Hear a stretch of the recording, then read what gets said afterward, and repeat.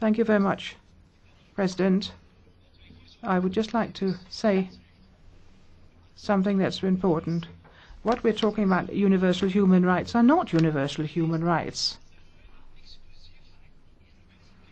Because these are rights that are exclusively a phenomenon in the Western world. It's something that we have established, and other cultures have not really understood it.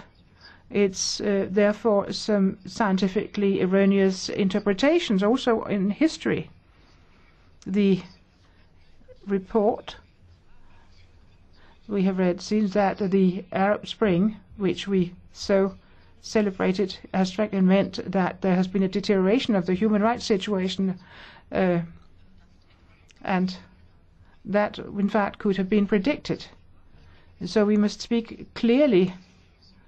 Communism, post-communism, and intolerant Islamism are the features that actually mainly cause harm to human rights.